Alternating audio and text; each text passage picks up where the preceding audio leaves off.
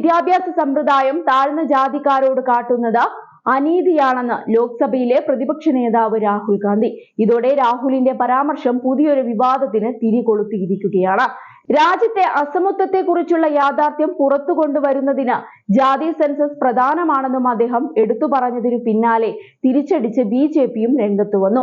എല്ലാവർക്കും വിഭവങ്ങളുടെ തുല്യമായ വിതരണം ഉറപ്പാക്കണമെന്ന BR അംബേദ്കറുടെ സ്വപ്നം സാക്ഷാത്കരിക്കാൻ തന്റെ പാർട്ടി പോരാടുമെന്നും രാഹുൽ ഗാന്ധി എടുത്തു പറഞ്ഞിരുന്നു.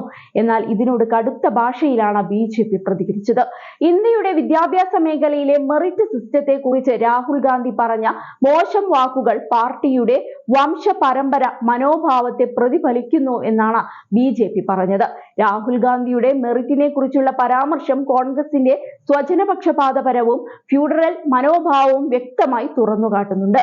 കുടുംബാധിപത്യം പിന്തുടരുന്ന കോൺഗ്രസ് ചരിത്രപരമായി എപ്പോഴും കഠിനാധ്വാനത്തിലൂടെയും പൂർണ്ണ പ്രതിബദ്ധതയിലൂടെയും പൊതുജീവിതത്തിൽ മുന്നേറിയ SC, ST, OBC സമുദായങ്ങളിലെ അർഹരായ നേതാക്കളെ അധിക്ഷേപിക്കുകയും അപമാനിക്കുകയും ചെയ്യുകയാണ് ചെയ്തിട്ടുള്ളത് എന്ന് BJP ദേശീയ വക്താവ് CR കേശവൻ പറഞ്ഞു.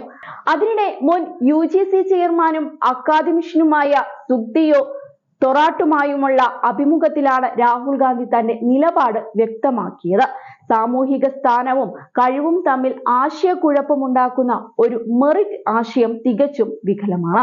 നമ്മുടെ വിദ്യാഭ്യാസ സമ്പ്രദായമോ ഉദ്യോഗസ്ഥ പ്രവേശന സംവിധാനമോ ദളിതർക്കും മറ്റ് പിന്നോക്ക ജാതിക്കാർക്കും ആദിവാസികൾക്കും നീതിയുക്തമാണെന്ന് ആരെങ്കിലും പറഞ്ഞാൽ അത് തെറ്റിദ്ധാരണ മാത്രമാണെന്നായിരുന്നു രാഹുൽ പറഞ്ഞത്. BJPയെ അദ്ദേഹം വിമർശിക്കുകയും ചെയ്തിരുന്നു. ഇന്ത്യയിലെ അസമത്വത്തിന്റെ യാഥാർത്ഥ്യം പുറത്തു കൊണ്ടുവരുന്നതിനുള്ള ജാതി സെൻസസ് എന്ന ആശയത്തിനെ എതിർക്കുന്നവർ ഉണ്ടെന്നായിരുന്നു രാഹുൽ പറഞ്ഞത്. ജാതി സെൻസസ് ഈ അസമത്വത്തിന്റെ യാഥാർത്ഥ്യം പുറത്തു കൊണ്ടുവരുന്നതിനുള്ള ഒരു പ്രധാന ചുവടുവെപ്പാണ്. എന്നാൽ അതിനെ എതിർക്കുന്നവർ ഈ സത്യം പുറത്തു വരാൻ ആഗ്രഹിക്കുന്നില്ല എന്ന് രാഹുൽ ആരോപിച്ചു. ജാതി സെൻസസ് റിപ്പോർട്ട് സഭയിൽ വെച്ചാൽ മാത്രമേ പുതിയൊരു സംവിധാനം സൃഷ്ടിക്കാൻ കഴിയൂ എന്നും രാഹുൽ നേരത്തെ പാർലമെന്റിൽ നടത്തിയ പ്രസംഗത്തിൽ പറഞ്ഞിരുന്നു. ഇതിനു പിന്നാലെയാണ് കോൺഗ്രസ് MPയുടെ പുതിയ പരാമർശം. എന്നാൽ BJP ഇതിനെ ശക്തമായി എതിർക്കുകയാണ് ചെയ്തത്. അതേസമയം ഭാഷാ വിവാദത്തിൽ വീണ്ടും തമിഴ്നാട്ടിലെ DMK സർക്കാരിനെ വിമർശിച്ച് കേന്ദ്ര ആഭ്യന്തരമന്ത്രിയും BJP നേതാവുമായ അമിത് ഷാ എത്തിയത് ശ്രദ്ധേയമായി.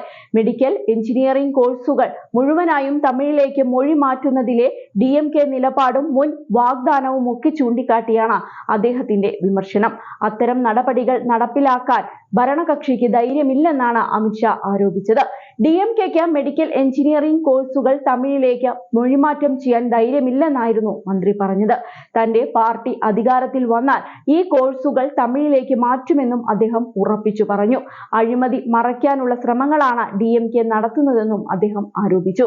DMK പൊതുജനശ്രദ്ധ തിരിക്കുകയാണ്. ഇത്തരം കാര്യങ്ങൾ മറച്ചുവെക്കാനുള്ള ഉദ്ദേശ്യത്തിൽ നിന്നാണ് DMK ഈ വിഷയത്തിൽ നടപടിയെടുക്കാൻ മടിക്കുന്നതെന്നും അദ്ദേഹം ആരോപിക്കുകയുണ്ടായി.